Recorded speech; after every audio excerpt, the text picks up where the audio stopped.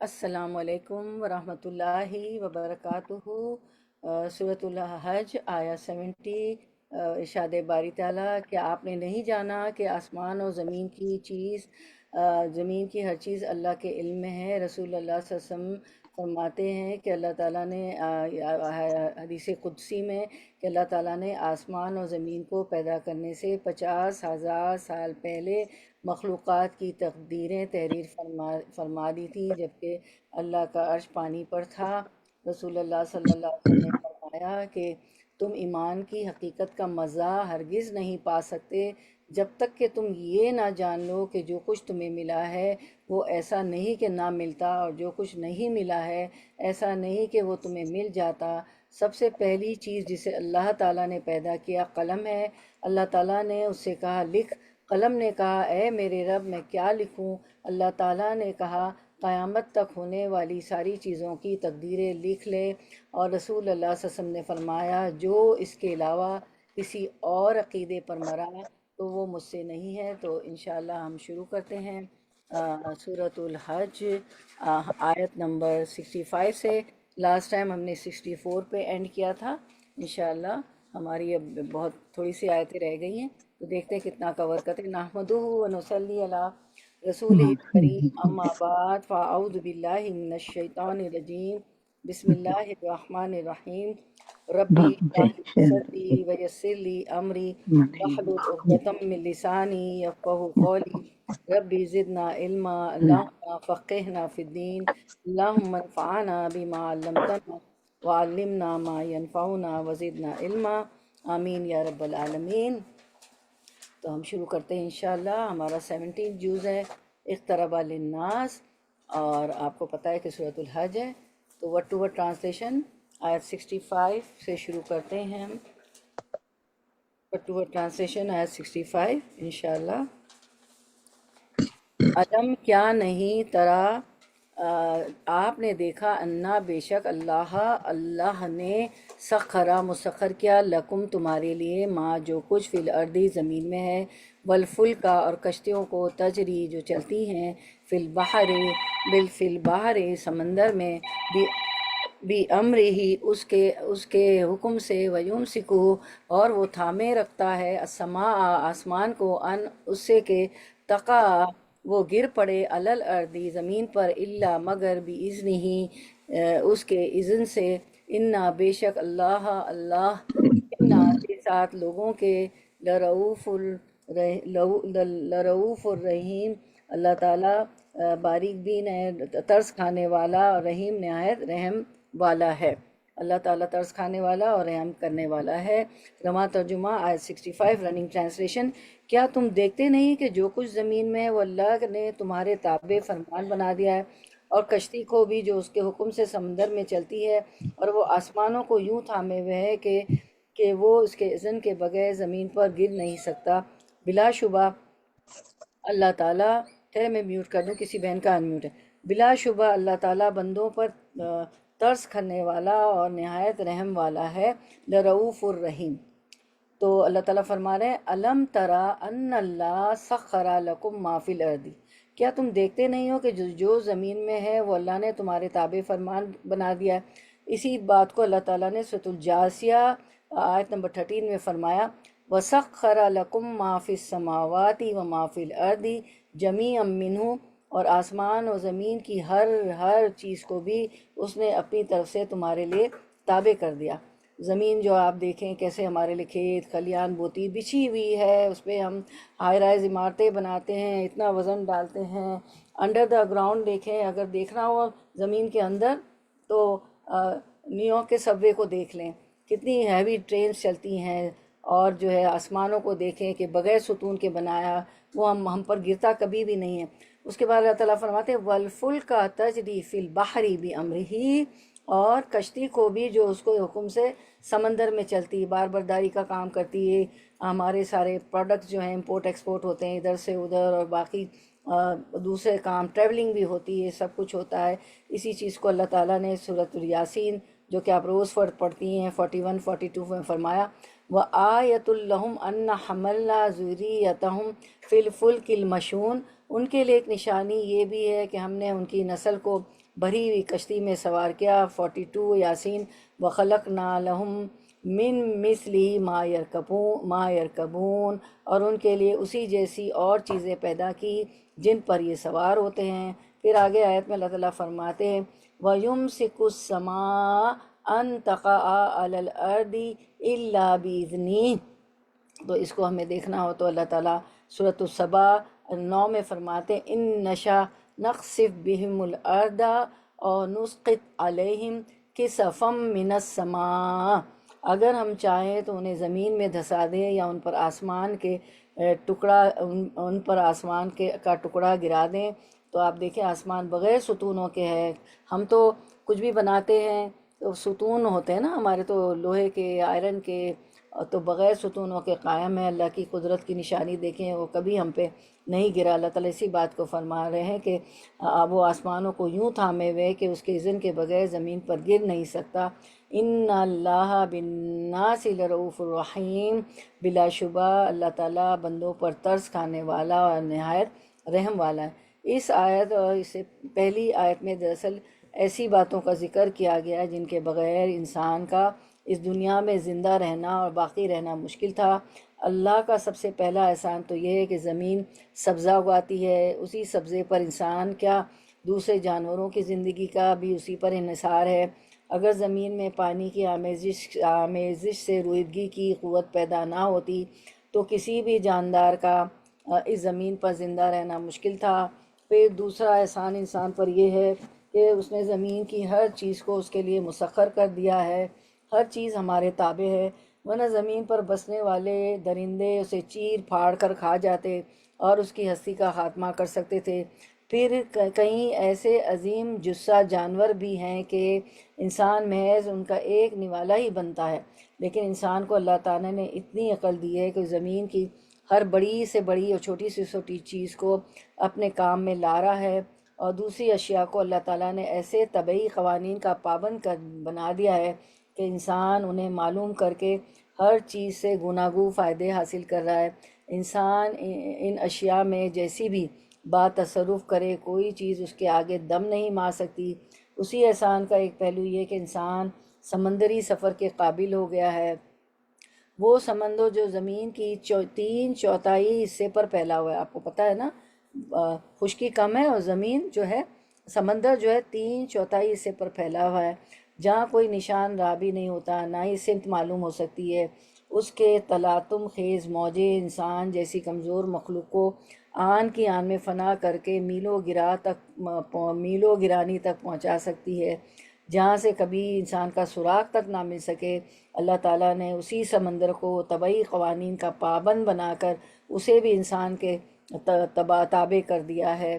تو اللہ تعالیٰ کی قدرت کی نشانیاں اور کتنا احسان ہے اللہ کا ہم پر۔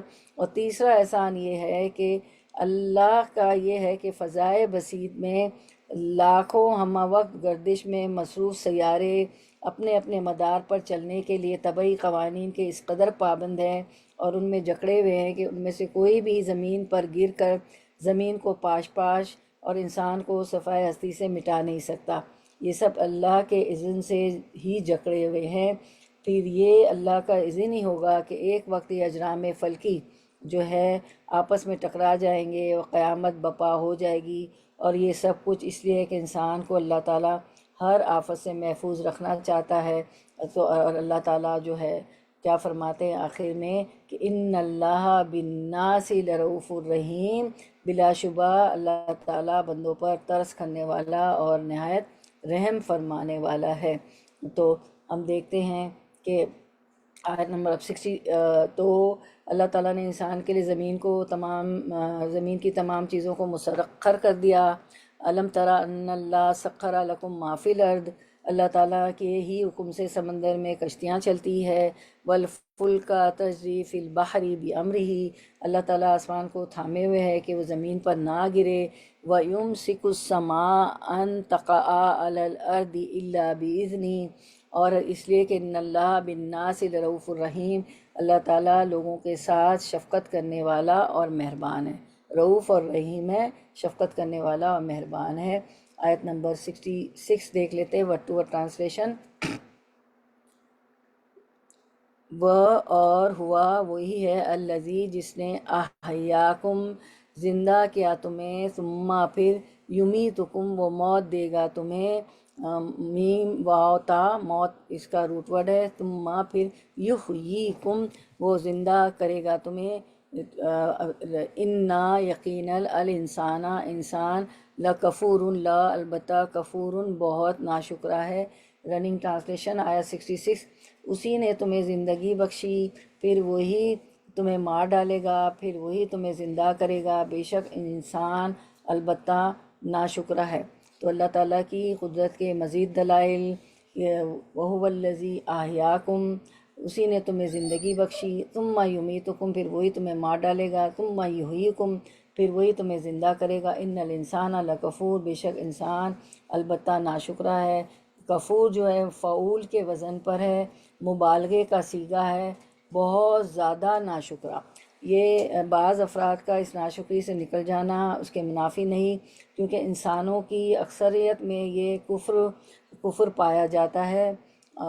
انسان کو اللہ کا زندگی بخشنا ایسا احسان ہے جسے ہر شخص احسان سمجھتا ہے، اور اللہ تعالیٰ کا انسان کو موت دینا اس لحاظ سے احسان ہے کہ اگر آدم علیہ السلام سے لے کر موجودہ دور تک تمام مخلوق زندہ رہتی تو انسان کو زمین پر کھڑا ہونے کی بھی جگہ نہ ملتی، وسائل معاش اور ضروریات زندگی کا مہیا ہونا تو دور کی بات ہے۔ لہٰذا اللہ تعالیٰ ساتھ ہی ساتھ پہلوں کو موت کی نیند سلا کر آنے والوں کے لیے جگہ اور ضروریات زندگی مہیا کر دیتا ہے۔ اسی طرح مرنے کے بعد زندہ کرنا، پھر ہر ایک کو اس کے اعمال کے مطابق جزا و سزا دینا بھی اللہ تعالیٰ کا انسان پر احسان عظیم ہے۔ اگر اللہ تعالیٰ انسان کو اس اخروی زندگی اور اس کی تفصیلات سے بذریعہ وحی مطلع کر کے انجام سے خبردار نہ کرتا تو طاقتور اور درندہ صفت انسان، کمزور انسان کو کچا چبا ڈالتے اور انہیں کبھی جینے کا حق نہ دیتے، جس کا بالآخر نتیجہ یہ ہوگا کہ دنیا میں مسلسل جنگ اور بدامنی کی وجہ سے انسان کا وجودی صفحہ ہستی سے ختم ہو جاتا۔ اللہ تعالیٰ کے اتنے احسانات کے باوجود انسان کی حالت یہ ہے کہ وہ نہ کسی ایسے حقائق پر غور کرتا ہے۔ قرآن بھرا ہوا ہے حقائق سے اور دلیل سے اور قصوں سے، عبرت کے اور سبق کے، تو انسان باوجود اس کے نہ کسی حقائق پر انسان غور کرتا ہے اور نہ اللہ کے ان احسانات کے لیے اس کا شکر گزار ہوتا ہے۔ اسی لیے اللہ تعالیٰ فرماتے ہیں ان الانسان لکفور، حقیقت یہ ہے کہ انسان بڑا ہی منکر ہے، بڑا ہی ناشکرا ہے۔ اسی بات کو اللہ تعالیٰ نے سورۃ البقرہ 28 میں فرمایا، کیف تکفرون باللہ وکنتم امواتا فاحیاکم، تم اللہ کے ساتھ کیسے کفر کرتے ہو حالانکہ تم مردہ تھے، اس نے تمہیں زندہ کیا، ثم یمیتکم ثم یحییکم پھر تمہیں مار ڈالے گا، پھر زندہ کرے گا، ثم الیہ ترجعون پھر اسی کی طرف لوٹائے جاؤ گے۔ پھر اللہ تعالیٰ فرماتے ہیں سورۃ الجاثیہ 26، قل اللہ یحییکم ثم یمیتکم، آپ کہہ دیجئے محمد صلی اللہ علیہ وسلم، اللہ ہی تمہیں زندہ کرتا ہے، پھر تمہیں مار ڈالتا ہے، پھر تمہیں قیامت کے دن جمع کرے گا، جس میں کوئی شک نہیں، لیکن اکثر لوگ نہیں سمجھتے۔ پھر ایک اور جگہ فرمایا، اللہ تعالیٰ فرماتے ہیں کہ سورۃ الغافر جس کا نام سورۃ المومن بھی ہے، کہ وہ یہ اسکرین پہ نہیں ہے، میں کچھ چیزیں آپ لوگوں کے لیے بھی رکھتی ہوں کیونکہ نوٹ بک پینسل لے کے بیٹھا کریں۔ قالوا ربنا امتنا اثنتین واحییتنا اثنتین، وہ کہیں گے اے ہمارے رب تو نے ہمیں 2 بار موت دی اور دوبارہ زندگی دی۔ وہ کیسے، تو مجھے آپ سے پوچھنا چاہیے چلے، لیکن چلے میں بتاتی ہوں کہ ہم مردہ تھے، کچھ بھی نہیں تھے، ٹھیک ہے نا۔ پھر تو یہی بات کہ 2 بار زندگی اور 2 بار موت، پھر اللہ تعالیٰ نے ہمیں زندگی دی، ٹھیک ہے، تو پہلی موت جب ہم کچھ نہیں تھے، اب زندگی ہو گئی۔ پھر وَأَحْيَيْتَنَا اثْنَتَيْنِ پھر تو نے ہمیں 2 بار زندگی دی، ابھی ہم زندہ ہیں، ٹھیک ہے، پھر موت آ جائے گی تو دوسری بار موت، پھر دوبارہ اللہ تعالیٰ باس بادل موت ہوگا، موت کے بعد اٹھائے جائیں گے تو وہ زندگی ہوگی۔ تو وہ کہیں گے اے ہمارے رب تو نے ہمیں 2 بار موت دی اور 2 بار زندگی دی، فَاعْتَرَفْنَا بِذُنُوبِنَا بس ہم نے اپنے گناہوں کا اقرار کر لیا، فَحَلْ إِلَى خُرُوجٍ مِّن سَبِيلٍ تو کیا اب نکلنے کا جہنم سے چھٹکارا پانے کی کوئی صورت ہے؟ سورۃ الغافر اور اس کا دوسرا نام المؤمن ہے، ٹھیک ہے، المؤمنون نہیں، المؤمن، ٹھیک ہے۔ تو ہم دیکھتے ہیں کہ یہ آیت اس کی جو ہے ریفرنس میں ہم نے جانی، اس کے بعد ہم دیکھتے ہیں یہ 56 تھی نا ہماری آیت جی، 56، تو ہم جی غافر کی ہو سکسٹی گئی آیت، سکس ہاں جی 56 جی، 66 سوری ہاں، 66 نہیں ہماری آیت ہے 56، 56۔ اچھا پھر ہم دیکھتے ہیں کہ 560 انشاءاللہ جی، تو 56 سے جی، تو یہ آیتیں تھیں ہماری ریفرنس کی، دو بار موت، دو بار اللہ تعالیٰ دوسری بار ہمیں اٹھائیں گے، زندہ کریں گے، تو وہ کہیں گے اللہ تو نے ہمیں دو بار موت دی، دو بار زندہ کیا، اور تقدیر پہ بھی ہم نے پڑھا کہ جو ہے تقدیر پہ بھروسہ ہمیں ہونا چاہیے۔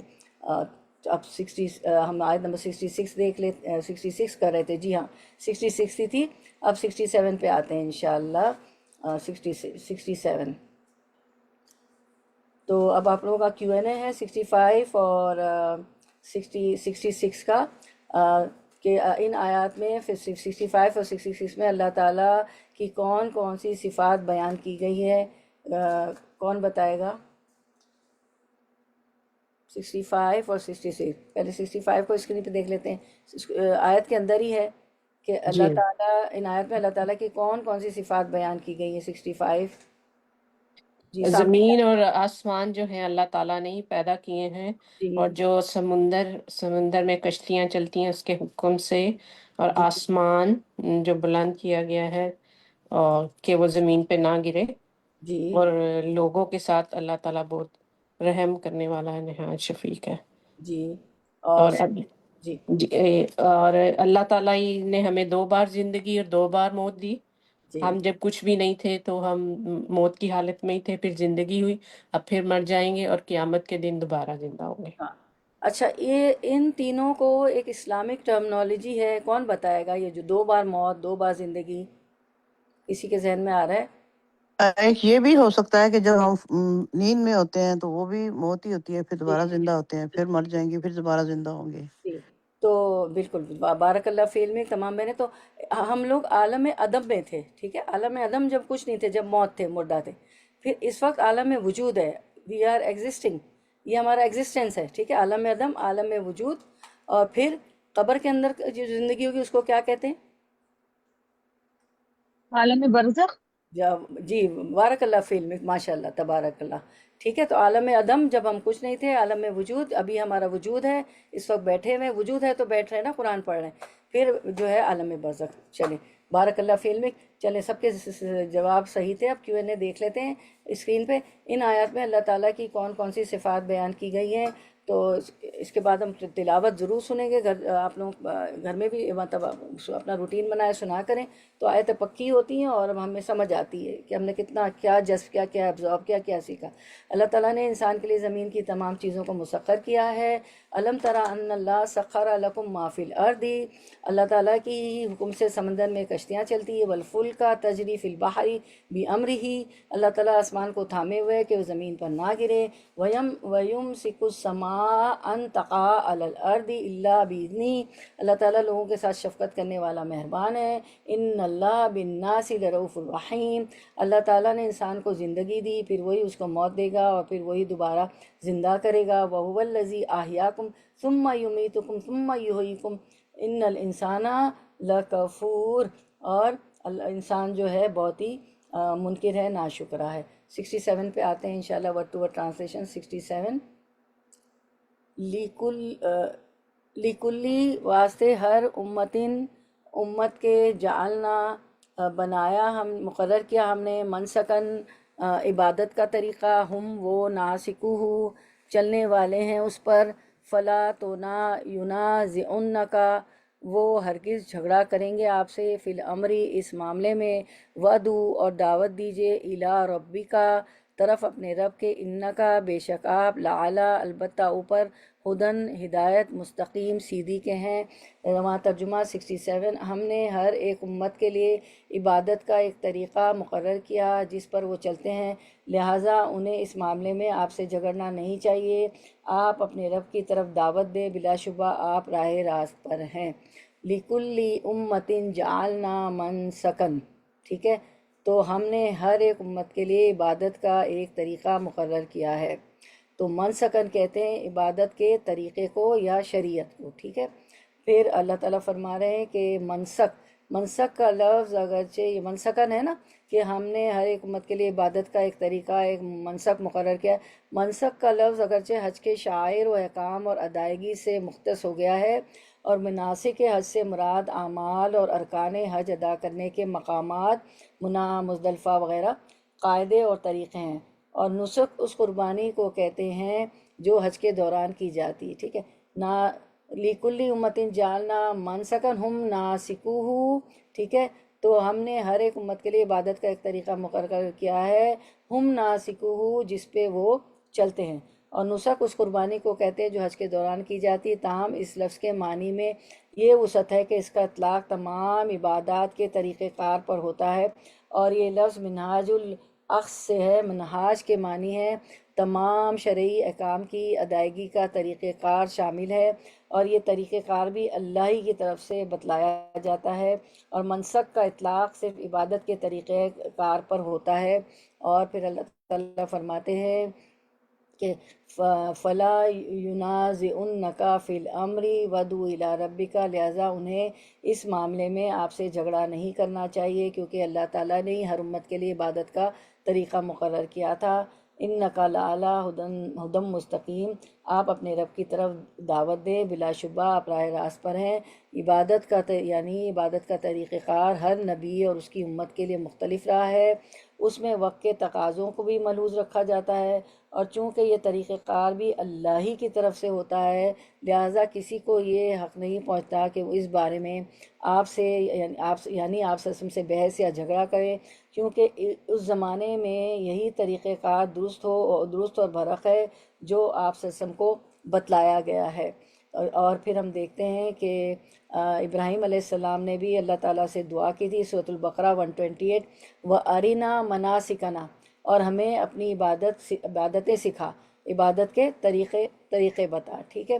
تو ہم دیکھتے ہیں کہ لِكُلِّ أُمَّةٍ جَعَلْنَا مَنسَكًا هُمْ نَاسِكُوهُ، اور ہر امت کے لیے ہم نے اپنی آیت پہ آتے ہیں، ہر امت کے لیے ہم نے عبادت کا ایک طریقہ کار مقرر کر دیا ہے، ہم ناسکوہ، جسے وہ بجا لاتے ہیں۔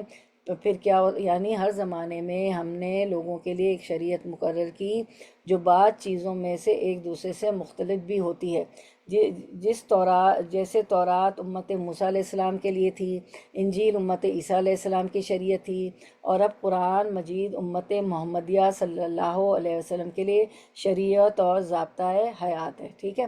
تو اب کیا کرو، فَلَا يُنَازِعُنَّكَ فِي الْأَمْرِ، پس انہیں اس امر میں اے محمد صلی اللہ علیہ وسلم آپ سے جھگڑا نہ کرنا چاہیے۔ یونازع نزع، نون زائے عین، نون زے عین جیسے اردو میں کہیں گے، اور نون زائے عین یعنی کھینچا تانی۔ نزع کے وقت بھی وہ جسم میں ڈوب کے جان نکالتے ہیں نا، اور کافروں کی روح تو چھپ رہی ہوتی ہے، تو ان کو بڑی مشکل ہوتی ہے، کھینچا تانی ہوتی ہے، تو یعنی نزع کھینچا تانی کرنا، تو یونازعنک اختلاف کرنا، تو پس انہیں اس امر میں آپ سے اے محمد صلی اللہ علیہ وسلم جھگڑا نہیں کرنا چاہیے، یعنی اللہ نے آپ کو جو دین اور شریعت عطا کی ہے یہ بھی مذکورہ اصول کے مطابق ہی ہے۔ اس سابقہ شریعت والوں کو چاہیے جو ہے یہود و نصارہ کو کہ اب آپ صلی اللہ علیہ وسلم کی شریعت پر ایمان لے آئیں، نہ کہ اس معاملے میں آپ سے جھگڑیں، ٹھیک ہے۔ فَلَا يُنَازِعُنَّكَ فِي الْأَمْرِ، اس معاملے میں آپ سے جھگڑا نہ کریں۔ وَادْعُ إِلَىٰ رَبِّكَ، آپ اپنے پروردگار کی طرف لوگوں کو بلائیے، ٹھیک ہے، یعنی آپ صلی اللہ علیہ وسلم ان کے جھگڑنے کی پرواہ نہ کریں۔ اعتراض ہوتے تھے نا کہ یہود و نصارہ کے کہ ہماری تو شریعت میں یہ ہے، آپ کی شریعت میں ایسے کیوں ہے، تو آپ صلی اللہ علیہ وسلم ان سے جھگڑے کی پرواہ نہ کریں، بلکہ ان کو اپنے رب کی طرف دعوت دیتے رہیں۔ کیوں؟ کیونکہ اِنَّكَ لَعَلَىٰ هُدًى مستقیم، کیونکہ آپ صراط مستقیم پر ہیں، آپ ہی گامزن ہیں، یعنی پچھلی شریعتیں منسوخ ہو چکی ہیں، ٹھیک ہے؟ تو اللہ تعالیٰ نے ہر امت کی عبادت، قربانی کے مختلف طریقے خود مقرر کیے ہیں۔ تمام انبیاء ایک عقیدے پر تھے، لا الہ الا اللہ پر، لیکن شریعتیں مختلف تھیں، ٹھیک ہے؟ سب کی شریعتیں جو تھیں وہ مختلف تھی۔ تو اللہ تعالیٰ نے ہر امت کے لیے ایک شریعت مقرر کی تھی، پہلی شریعتیں منسوخ ہو چکی ہیں، اب شریعت محمدیہ صلی اللہ علیہ وسلم پر عمل کرنا سب پر لازم ہے۔ حقیقت جاننے کے باوجود لوگ حق کے بارے میں جھگڑا کریں تو انہیں ان کے حال پر چھوڑ دینا چاہیے۔ اللہ تعالیٰ قیامت کے دن لوگوں کے درمیان ٹھیک ٹھیک فیصلہ فرما دیں گے قیامت کے دن، ٹھیک ہے؟ تو اب ہم کیو این اے آپ کا 67 کا، من سکن سے کیا مراد ہے؟ روٹ ورڈ تو نون سین کاف ہے، من سکن آپ کے سامنے آیا تھے؟ عبادت کے طریقے کو جی جزاک اللہ خیر، بارک اللہ فیک۔ مراد ہے عبادت کے طریقے شریعت۔ چلیں ہم دیکھ لیتے ہیں منسکن سے کیا مراد ہے۔ جواب روٹ ورڈ ہے نون سین کا، مراد ہے عبادت کے طریقے شریعت۔ اچھا پھر ہے دوسرا سوال ہمارا کہ لِكُلِّ أُمَّةٍ جَعَلْنَا مَنسَكًا هُمْ نَاسِكُوهُ سے کیا مراد ہے؟ شریعت کی پیروی کرنا ہے۔ اور کوئی جواب دے گا؟ آیت آپ کے سامنے ہے، لِكُلِّ أُمَّةٍ مَنسَكًا هُمْ نَاسِكُوهُ۔ ہر امت کے لیے عبادت کا ایک طریقہ ہے۔ جی جزاک اللہ، ضرور پارٹیسپیٹ کریں، چاہے غلط ہو اور اچھی بات ہوتی پارٹیسپیٹ کرنا، ٹھیک ہے؟ تو اجر بھی ہیں آپ کو۔ تو لِكُلِّ أُمَّةٍ جَعَلْنَا مَنسَكًا هُمْ نَاسِكُوهُ، اللہ تعالیٰ نے ہر امت کی عبادت قربانی کے مختلف طریقے خود مقرر کیے ہیں۔ تمام انبیاء ایک عقیدے پر تھے لیکن شریعت مختلف تھی۔ بارک اللہ فی علمک۔ آیت نمبر 68 وٹ ور ٹرانسلیشن، و ان اگر جادلو کا، جادلو وہ جھگڑا کریں، کا آپ سے، جادلو کا وہ جھگڑا کرے آپ سے، جدل جیم دال لام، ٹھیک ہے؟ جدال کہتے ہیں جھگڑے کو، جیم دال لام اس کا روٹ ورڈ ہے۔ فقل تو آپ کہہ دیجئے، اللہ عالم زیادہ جانتا ہے، جب الف آ جائے تو زیادہ ہو جاتا ہے، ٹھیک ہے؟ عالم زیادہ جانتا ہے، بما اسے جو تعملون تم عمل کرتے ہو۔ رواں ترجمہ، پھر بھی اگر یہ لوگ آپ سے الجھنے لگیں تو آپ کہہ دیں کہ تمہارے اعمال سے اللہ بخوبی واقف ہے۔ تو آپ صلی اللہ علیہ وسلم سے اللہ تعالیٰ فرما رہے ہیں کہ وَإِن جَادَلُوكَ، اگر پھر بھی یہ آپ سے الجھنے لگیں، جھگڑا کریں، تنازع کریں، اپنی شریعتوں کے متعلق لڑنے لگیں، تو اے محمد صلی اللہ علیہ وسلم آپ کہیں فقول اللہ عالم بما تعملون، تو آپ کہہ دیں کہ تمہارے اعمال سے اللہ بخوبی واقف ہے۔ جھگڑے فساد نہ کریں، بحث نہ کریں۔ یہ اللہ تعالیٰ کہہ رہے ہیں آپ صلی اللہ علیہ وسلم سے کہ آپ کیا کہیں کہ اللہ تعالیٰ تمہارے اعمال سے بخوبی واقف ہے۔ اللہ کو سب پتہ ہے کہ تو کس کا کیا اعمال ہے، کیوں یہ بحث مباحثے کر رہے ہیں، نہ ماننے کے لیے اور بیکار کے جو اعراض برتنا، بیکار کے مین میخ نکالنا۔ تو اللہ تعالیٰ کو بخوبی اللہ تمہارے اعمال سے، تمہارے آواز سے واقف ہے، ٹھیک ہے؟ پھر آیت سورۃ الحج 69 دیکھ لیتے ہیں، ورڈ ٹو ورڈ ٹرانسلیشن۔ اللہ یحکم وہ فیصلہ کرے گا، بینکم بینہ درمیان، کم تمہارے، بینکم تمہارے درمیان، یوما دن القیامت قیامت کے، فیما اس معاملے میں جو کن تم تھے تم فیہی اس میں تختلفون تم اختلاف کرتے۔ رننگ ٹرانسلیشن 69، بے شک تمہارے سب کے اختلاف کا فیصلہ قیامت والے دن اللہ تعالیٰ آپ کرے گا۔ اللہ یحکم بینکم یوم القیامہ، بے شک تمہارے سب کے اختلاف کا فیصلہ قیامت والے دن اللہ تعالیٰ آپ کرے گا۔ کس میں؟ فیما کنتم فیہ تختلفون، جس میں تم جو ہے اختلاف کرتے ہو، یعنی بیان اور اظہار حجت کے بعد بھی اگر یہ جھگڑے سے باز نہ آئیں تو ان کا معاملہ اللہ کے سپرد کر دیں کہ اللہ تعالیٰ ہی تمہارے اختلاف کا فیصلہ قیامت والے دن فرمائے گا۔ بس اس دن واضح ہو جائے گا کہ حق کیا ہے اور باطل کیا ہے، اس کے مطابق سب کو جزا دے گا۔ یعنی لوگوں کو خود سے نہیں جوڑنا بلکہ اللہ تعالیٰ سے جوڑنا ہے۔ اگر لوگ جھگڑا کریں تو ان سے اعراض کرنا ہے، اللہ تعالیٰ یہ بتا رہے ہیں آپ سب کو، ان سے جھگڑا نہیں کرنا بلکہ ان کا معاملہ اللہ تعالیٰ پر چھوڑ دینا ہے، کیونکہ اللہ تعالیٰ سب جانتے ہیں جو کچھ وہ عمل کرتے ہیں، جو کچھ وہ عمل کرتے ہیں۔ تو 67 68 69 کا کیو این اے ہے کہ ان آیات میں ایک داعی دین کے لیے کیا سبق ہے، جو دین کا پیغمبر کے لیے تو خاص تھا، آپ صلی اللہ علیہ وسلم کے لیے اس میں اور جو بھی دعوت کا کام کرتا ہے، دعویٰ کا، اللہ کا دین پھیلاتا ہے، تو اس کے لیے کیا سبق ہے؟ الا سکس البلاغ، کہ اس کے لیے پہنچانا ہے جی کافی، آگے لوگ مانے یا نہ مانے۔ جی جی، اور کوئی کچھ کہے گا؟ اور بھی کوئی جواب دے گی بہن؟ جی اگر لوگ سب کی شریعتیں الگ ہیں، اگر وہ کسی بات پہ آپ سے جھگڑا کرتے ہیں تو آپ ان سے کہہ دیں کہ اللہ تعالیٰ قیامت کے دن ان کے درمیان خود فیصلہ فرما دے گا۔ جی، بارک اللہ فی علمک، تمام جی ماشاء اللہ اتنا اچھا پارٹیسپیشن ہے۔ جی جی، تو ہم دیکھ لیتے ہیں ان آیات میں ایک داعی دین کے لیے کیا سبق ہے۔ 67 68 69 لوگوں کو خود سے نہیں بلکہ اللہ تعالیٰ سے جوڑنا ہے۔ اگر لوگ جھگڑا کریں تو ان سے اعراض کرنا ہے، ان سے جھگڑا نہیں کرنا بلکہ ان کا معاملہ اللہ تعالیٰ پر چھوڑ دینا ہے، ٹھیک ہے۔ اب آیت نمبر 70 کی طرف آتے ہیں انشاءاللہ، ورڈ ٹو ورڈ ٹرانسلیشن۔ آیت 70، علم کیا نہیں، تعلم آپ جانتے، انا کہ بے شک اللہ یعلم جانتا ہے، ما جو کچھ فی السمائی آسمان میں، والارضی اور زمین میں ہے، انا بے شک ذالکا یہ، فی کتاب ایک کتاب میں ہے، انا بے شک ذالکا یہ، اللہ اللہ پر یسیر بہت آسان ہے، ٹھیک ہے۔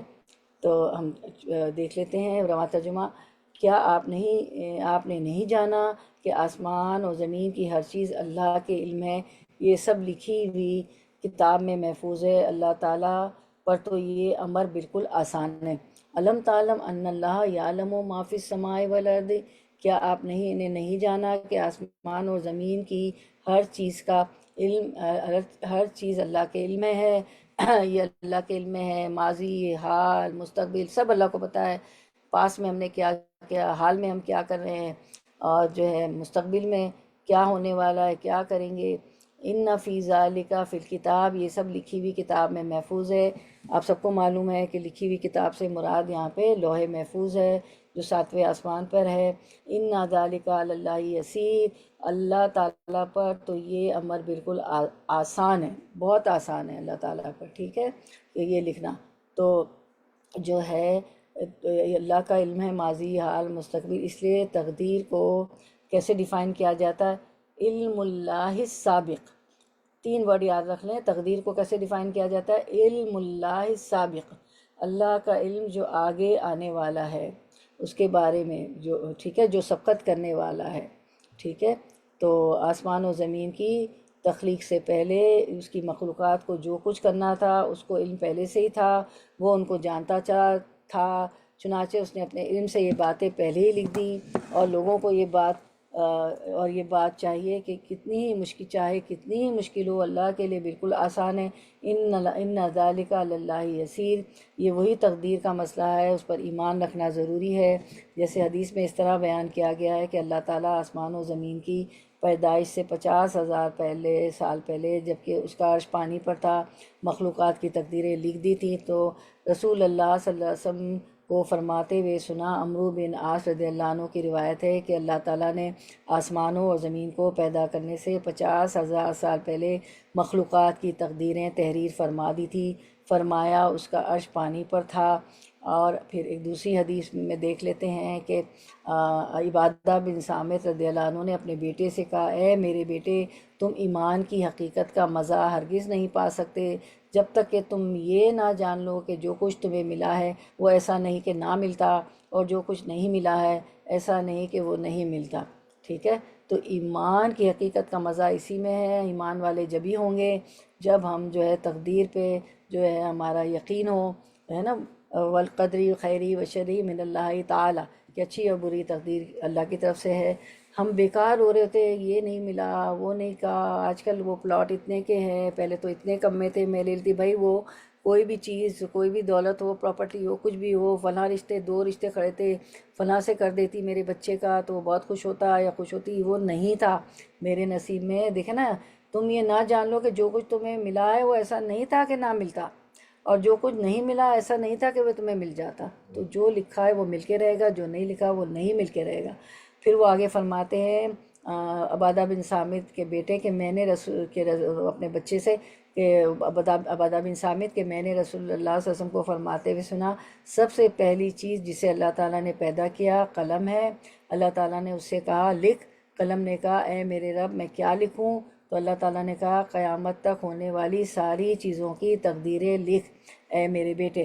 میں نے رسول اللہ صلی اللہ علیہ وسلم کو فرماتے سنا ہے جو اس کے علاوہ کسی اور عقیدے پر مرا تو وہ مجھ سے نہیں، یعنی ہمارا عقیدہ پکا ہونا چاہیے تقدیر پر کہ اللہ نے 50,000 سال پہلے زمین و آسمان بنا سے ہماری تقدیریں لکھ دی۔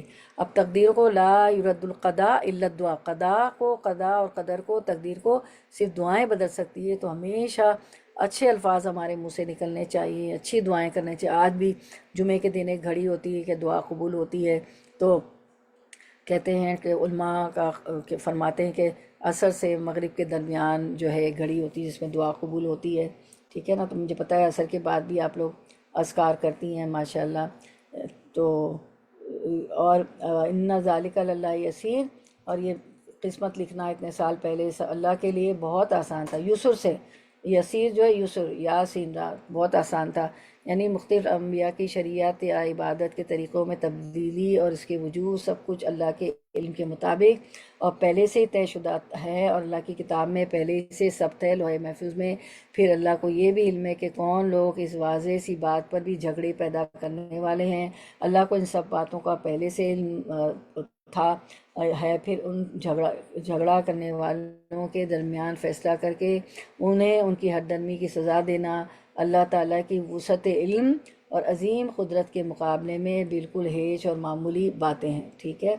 تو اللہ تعالیٰ کو سب پتہ ہے، اور اللہ تعالیٰ کے لیے یہ سب کچھ آسان ہے۔ تو اللہ تعالیٰ آسمان و زمین کی ہر چیز کا عالم ہے، پس یہ اس کا کمال علم ہے کہ ہر چیز کے وجود سے پہلے اسے معلوم ہے، بلکہ لکھ بھی لیا ہے، اور وہ سب یوں ہی واقع نہیں ہونے والی اللہ کو بندوں کے تمام اعمال کا علم ان کے عمل سے پہلے ہی ہے۔ جو کچھ وہ کرتے ہیں کرنے سے پہلے اللہ جانتا تھا، ہر فرما بردار نافرمان اس کے علم میں تھا اور اس کی کتاب میں لکھا ہوا تھا، ہر چیز اس کے علمی احاطے میں ہے۔ سبحان اللہ، سبحان اللہ۔ تو اور جو ہے اب آپ کا Q&A آیت نمبر 70 میں اللہ تعالیٰ نے فرمایا کہ اِنَّ ذَلِكَ فِي کتاب، ٹھیک ہے، اِنَّ ذَلِكَ فِي کتاب، اِنَّ ذَلِكَ فِي کتاب۔ تو اس آیت میں کتاب سے کون سی کتاب مراد ہے؟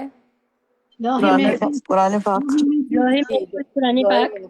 لوح محفوظ، جی ہاں جی، لوح محفوظ میں قرآن جو کتاب کاپی ہے آپ کو پتہ ہے، تو ایک کاپی لوح محفوظ میں ہے، ایک کاپی کتاب قرآن کی جو ہم ابھی لے کے بیٹھے ہوئے انسان، اور ایک فرشتوں کے ہاتھ میں کرام بررہ بی ایدی سفرہ۔ یہ مجھے آپ سے پوچھنا تھا، بی ایدی سفرہ کرام بررہ، ٹھیک ہے، فرشتوں کے ہاتھ میں۔ 71 وَيَعْبُدُونَ، میں جلدی میں بول جاتی ہوں نا، آپ سے پوچھنے میں مجھے بڑا اچھا لگتا ہے، بڑا اچھا۔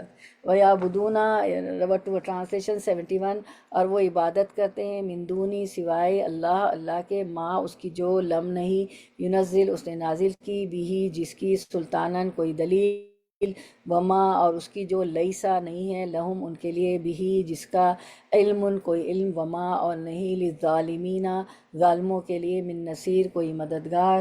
رننگ ٹرانسلیشن آیا 71، اور یہ اللہ کے سوا ان کی عبادت کر رہے ہیں جس کی کوئی خدائی دلیل نازل نہیں ہوئی، نہ وہ خود ہی اس کا کوئی علم رکھتے ہیں، ظالموں کا کوئی مددگار نہیں ہے، یعنی ان کے پاس نہ کوئی نقلی دلیل ہے جسے آسمانی کتاب سے یہ دکھا سکیں، نہ عقلی دلیل ہے جسے غیر اللہ کی عبادت کے اسبات میں پیش کر سکیں، ٹھیک ہے۔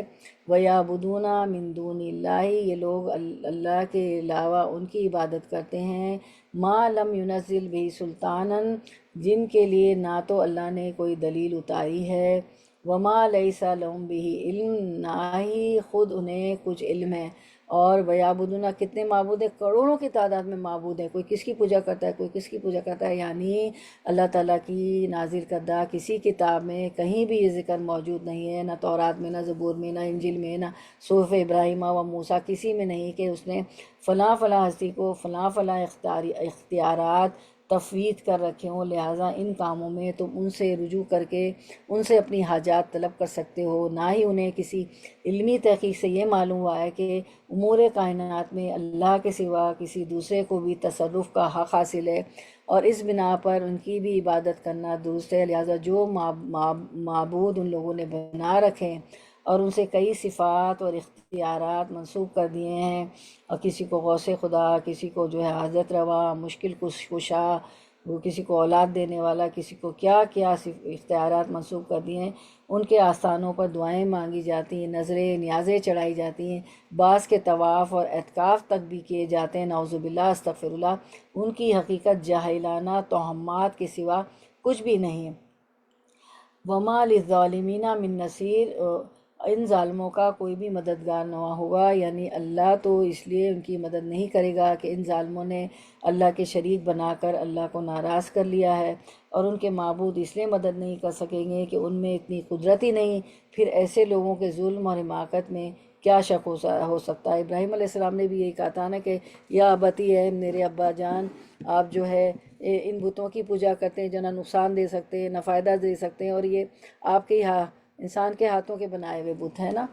تو پھر ہم دیکھتے ہیں کہ سورۃ الفاطر میں آیت نمبر 40 میں اللہ تعالیٰ فرماتے ہیں قُلْ أَرَأَيْتُمْ شُرَكَاءَكُمُ الَّذِينَ تَدْعُونَ مِن دُونِ اللَّهِ، آپ کہہ دیجئے محمد صلی اللہ علیہ وسلم کہ تم اپنے قرار داد شریکوں کا حال تو بتلاؤ جن کو تم اللہ کے سوا پوجا کرتے ہو۔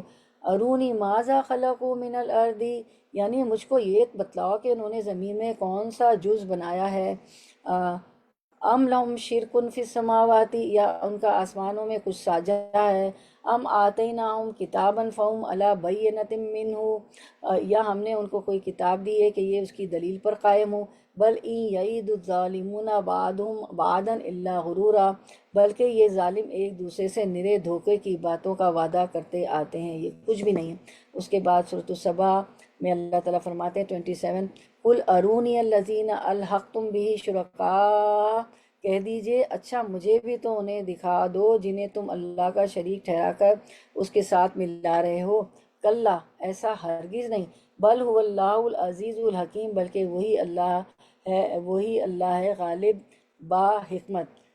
ٹھیک ہے، تو ہم دیکھتے ہیں کہ شرک کے لیے کوئی بھی عقلی و نقلی دلیل نہیں ہے۔ شرک عقیدہ کے پیچھے علم نام کی کوئی چیز نہیں پائی جاتی، اس آیت میں بتا دیا نا، کوئی دلیل نہیں ہے۔ مشرک ظالم ہوتا ہے، ظالم کا قیامت کے دن کوئی مددگار نہیں ہوگا۔ اس آیت میں ہماری آیت 71 میں اللہ تعالیٰ یہی بتا رہے ہیں۔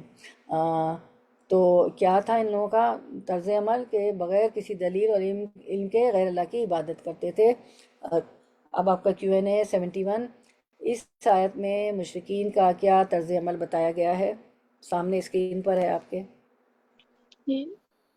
یہ لوگ بغیر کسی دلیل کے عبادت کرتے تھے، اور کوئی علم ان کے جس کی کوئی علم بھی نہیں تھا ان کے پاس، اور ظالموں کے لیے اللہ کی کوئی مدد نہیں۔ جی جزاک اللہ خیر، بارک اللہ فی علم۔ سبھی کو آتا ہوتا ہے، لیکن جو پہلے انمیوٹ ہو جاتا ہے وہ جواب دیتا ہے، اور پھر ہم ٹائم بھی بچاتے ہیں، آگے بڑھتے ہیں۔ اس آیت میں مشرکین کا کیا طرز عمل بتایا گیا؟ آیت 71، مشرکین بغیر کسی دلیل اور بغیر دلیل اور بغیر علم کے غیر اللہ کی عبادت کرتے ہیں۔ 72 ورڈ ٹو ورڈ ٹرانسلیشن۔ وَإِذَا، اور جب تتلا پڑھی جاتی ہے علیہم ان پر آیاتنا، آیات ہماری، آیت ان کی جمع بینات واضح، تعارف آپ پہچان سکتے ہیں، فی وجوہی چہروں میں، الذین ان کے جنہوں نے کفر کیا، المنکرہ ناگواری کو، یکادونا قریب ہے، یستونا کہ وہ حملہ کر دیں، بالذین ان پر جو یتلونا پڑھتے ہیں، علیہم ان پر آیاتنا آیات ہماری، قل کہہ دیجئے افانبئکم کیا پھر میں بتاؤں تمہیں بشرٍ بری چیز، من ذالکم اس سے، النار آگ، وعدہا وعدہ کیا اس کا اللہ نے، الذین ان کے جنہوں نے کفر کیا، وبئس المصیر اور وہ بہت ہی بری جگہ ہے۔ ٹھیک ہے، تو چلیں رننگ ٹرانسلیشن کر لیتے ہیں انشاءاللہ۔ جب ان کے سامنے ہمارے کلام کی کھلی ہوئی آیتوں کی تلاوت کی جاتی ہے تو آپ کافروں کے چہروں پر ناخوشی کے صاف آثار پہچان لیتے ہیں، وہ قریب ہوتے ہیں کہ ہماری آیتیں سنانے والوں پر حملہ کر بیٹھیں۔ کہہ دیجئے کہ کیا میں تمہیں اس سے بھی زیادہ بدتر خبر دوں؟ وہ بدتر خبر کیا ہے؟ وہ آگ ہے، النار، جس کا وعدہ اللہ نے کافروں سے کر رکھا ہے، اور وہ بہت ہی بری جگہ ہے۔ تو ہم دیکھتے ہیں وَإِذَا تُتْلَى علیہم آیاتنا بیناتن تعرف فی وجوہ الذین کفروا المنکر، اور جب ان کے سامنے ہمارے کلام کی کھلی ہوئی آیتوں کی تلاوت کی جاتی ہے تو آپ کافروں کے چہروں پر ناخوشی کے صاف آثار پہچان لیتے ہیں، یعنی اپنے ہاتھوں سے پہچان لیتے ہیں۔ اور یکادون یستون بالذین یتلون علیہم آیاتنا، وہ قریب ہوتے ہیں کہ ہماری آیتیں سنانے والوں پر حملہ کر بیٹھے ہیں، استغفر اللہ، ٹھیک ہے۔ یکادون یستون بالذین یتلون علیہم آیاتنا، اپنے ہاتھوں سے دست درازی کر کے یا بد زبانی کے ذریعے، یعنی مشرکین اور اہل دلالت کے لیے اللہ کی توحید اور رسالت اور قیامت کا بیان ناقابل برداشت ہوتا ہے، جس کا اظہار ان کے چہرے سے اور بعض دفعہ ہاتھوں اور زبانوں سے ہوتا ہے۔ یہی حال آج کے اہل بدعت اور گمراہ فرقوں کا ہے۔ جب ان کی گمراہی قرآن و حدیث کے دلائل سے واضح کی جاتی ہے تو ان کا رویہ بھی آیت قرآنی اور دلائل کے مقابلے میں ایسا ہی ہوتا ہے جس کی وضاحت اس آیت میں کی گئی ہے۔ اور ہم دیکھتے تھے کہ ہاتھوں زبانوں کے علاوہ صحابہ کرام کو تو گھسیٹا جاتا تھا تپتی ہوئی ریت پہ کہ ان کی چمڑی کھال نکل جاتی تھی اور گوشت نظر آنے لگتا تھا، اتنی سختی وہ لوگ کرتے تھے، صرف اس لیے کہ وہ اللہ کو مانتے تھے۔ اور وہ پھر جو ہے حضرت بلال اور یہ لوگ کہتے تھے احد احد احد، اس کا مطلب قل هو اللہ احد نازل ہو گئی تھی، کہ کتنا پکا ایمان تھا کہ اسکن چھل گئی ہے، گوشت نکل آیا، پھر بھی وہ گھسیٹے جا رہے ہیں، وہ کہتے تھے قل هو اللہ احد احد، بس ایک اللہ، اسی کو ہم مانیں گے۔ پھر آگے اللہ تعالیٰ فرماتے ہیں قل افانبئکم بشر من ذالکم، تو کیا کہہ دیجئے کہ کیا میں تمہیں اس سے بھی زیادہ بدتر خبر دوں، النار، وہ کیا ہے، وہ آگ ہے، وعدها اللہ الذین کفروا، جس کا وعدہ اللہ نے کافروں سے کر رکھا ہے۔ یعنی ابھی تو آیات الہی سن کر صرف تمہارے چہرے ہی حیران ہوتے، ایک وقت آئے گا اگر تم نے اپنے اس رویے سے توبہ نہیں کی کہ اس سے کہیں زیادہ بدتر حالات سے تمہیں دوچار ہونا پڑے گا، اور وہ ہے جہنم کی آگ میں جلنا، جس کا وعدہ اللہ نے اہل کفر و شرک سے کر رکھا ہے، اور وبئس المصیر، اور وہ بہت ہی بری جگہ ہے۔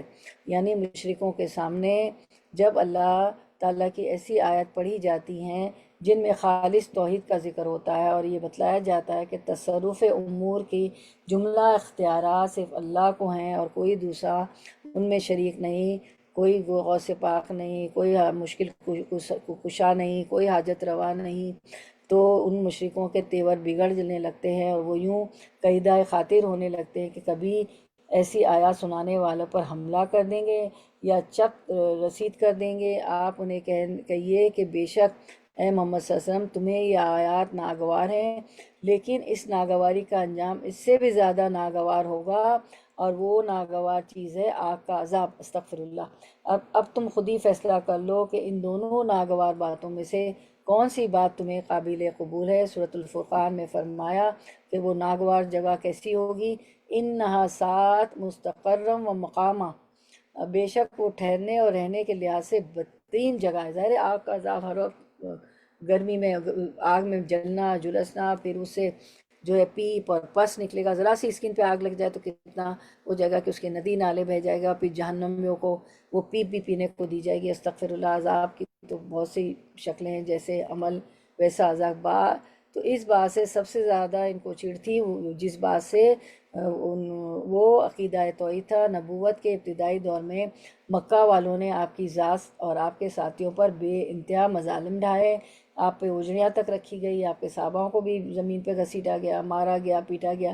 لیکن جب آپ کے ساتھی زیادہ ہو گئے صلی اللہ علیہ وسلم کے، بالخصوص حضرت عمر رضی اللہ عنہ اور حضرت حمزہ رضی اللہ عنہ ایمان لائے، تو اہل مکہ نے مخالفت کرنے کے ساتھ ساتھ مصالحت کی پالیسی اختیار کی۔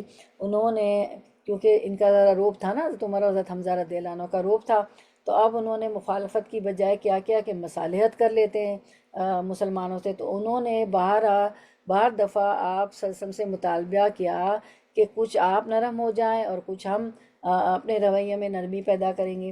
اسی بات کو سورۃ القلم میں اللہ تعالیٰ نے فرمایا وَدُّوا لَوْ تُدْہِنُوا فَيُدْہِنُونَ، وہ چاہتے ہیں، سورۃ القلم ورس 9، وہ چاہتے ہیں کہ تو ذرا ڈھیلا ہو تو یہ بھی ڈھیلے پڑ جائیں۔ یعنی آپ صلی اللہ علیہ وسلم، یہ لوگ چاہتے ہیں، اللہ تعالیٰ فرما رہے ہیں رسول اللہ صلی اللہ علیہ وسلم کہ آپ ذرا ڈھیلے ہو جائیں اپنے دین میں تو یہ بھی ڈھیلے ہو جائیں، تو ایسا تو ہو ہی نہیں سکتا تھا۔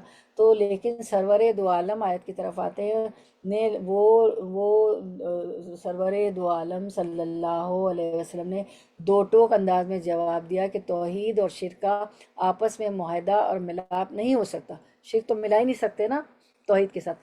تو اللہ تعالیٰ نے فرمایا سورۃ الکافرون میں، اے پیغمبر فرما دو کہ اے کافرو جن کو بسم اللہ الرحمن الرحیم قل یا ایھا الکافرون لا اعبد ما تعبدون ولا انتم، جو ہے نا پوری سورۃ الکافرون، اے پیغمبر فرما دو کہ اے کافرو جن کو تم پوچھتے ہو ان کو میں نہیں پوچھتا، اور جس الہ کی میں عبادت کرتا ہوں اس کی تم عبادت نہیں کرتے، اور جن کی تم پرستش کرتے ہو ان کی میں پرستش کرنے والا نہیں ہوں، اور نہ تم اس کی بندگی کرنے والے ہو جس کی میں بندگی کرتا ہوں، تمہارے لیے تمہارا دین، میرے لیے میرا دین، لکم دینکم ولی دین۔ سورۃ الکافرون۔ مشرک کی نشانی یہ ہے کہ وہ توحید خالص کا تذکرہ سننا گوارا نہیں کرتا۔ توحید کا ذکر سنتے ہی مشرک کے چہرے کا رنگ بدلنا شروع ہو جاتا ہے۔ توحید کے ذکر کے رد عمل میں مشرک مواحد پر حملہ آور ہونے کی کوشش کرتا ہے۔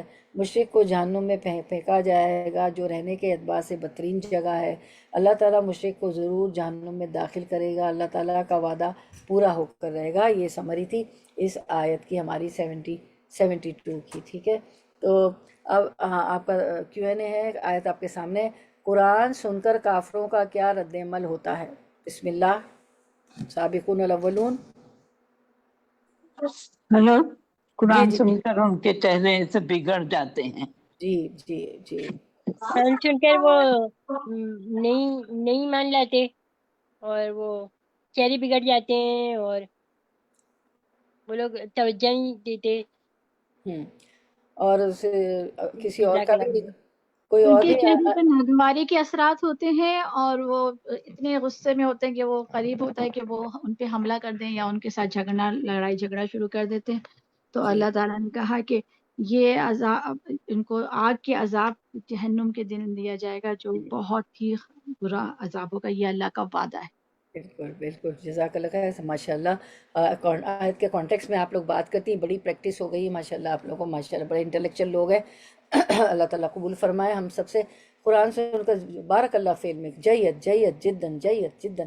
قرآن سن کر کافروں کا کیا رد عمل ہوتا ہے؟ کافروں کے چہروں پر ناگواری آ جاتی ہے اور وہ چاہتے ہیں کہ قرآن پڑھنے والوں پر حملہ کر دیں، ٹھیک ہے۔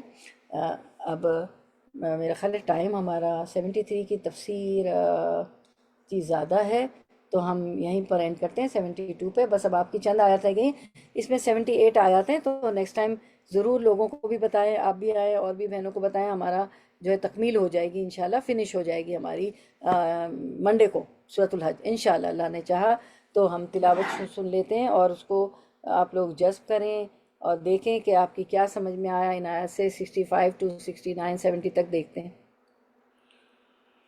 ألم تر أن الله سخر لكم ما في الأرض والفلك تجري في البحر بأمره ويمسك السماء أن تقع